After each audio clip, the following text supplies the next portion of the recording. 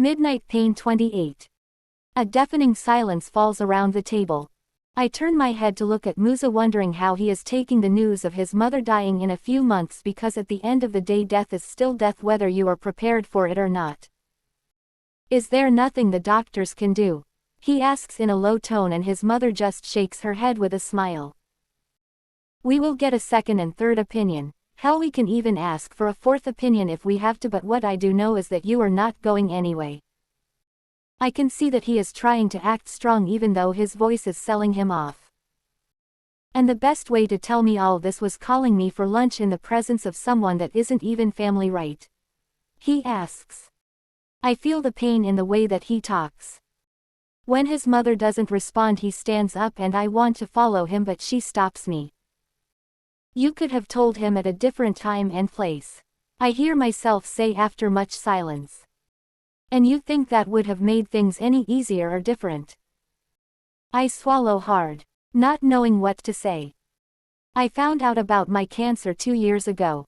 And if there is something that I have learned in 2 years is that no matter how much money you have, there are some things that will forever be out of your control. Don't you think he had the right to know?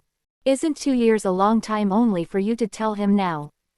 With only 6 months to live. She picks up her cup of coffee and drinks from it before responding.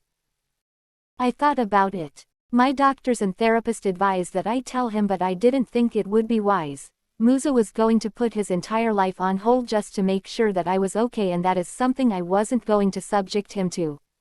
I lived my life to the fullest. I wasn't going to take that away from him. Obviously she thought through all this before coming up with the decision, and I might still think that it's wrong, but I have no right to judge her. It's her life and her son after all. I don't expect anyone to understand me, and Musa might hate me. But that's where you come in. Okay, I respond, wondering where this is going. I know you don't owe me anything and you have every reason to refuse, but I genuinely believe you are the only person that can convince Musa to come around. I don't want to die knowing my son hated me in the end. That is not the type of ending that I want. I shake my head. Chulwei. I am sorry, ma'am. I appreciate that you think I am worthy to do this for you, but I just can't. Even you leaving me half your fortune instead of giving everything to your son, I won't take it.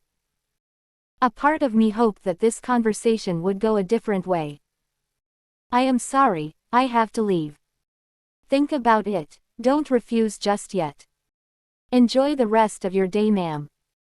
I walk out of the restaurant and it's only then it hits me that I came here with Musa and so I have to walk to the office. I am just about to head for the gate when I see Musa's car drive towards where I am and stops. I get in and I notice that his eyes are red. Let me drive, I say. I should probably drive us to the office, but instead I drive us to my place. Luckily I have a spare key which I always leave under one of my flower pots for emergencies, so that's the one we use to open the door, seeing as I left my bag at the office. We go in and before I can offer him a seat he walks to the bedroom and removes his shoes, then gets into bed. I had hoped we would just talk when we got here, but it looks like he wants to rest. Without thinking about it, I turn off our phones and change into leggings and a baggy t-shirt, then get into bed with him, and it's only then I realize that he is crying. I let him cry, he has all the rights to.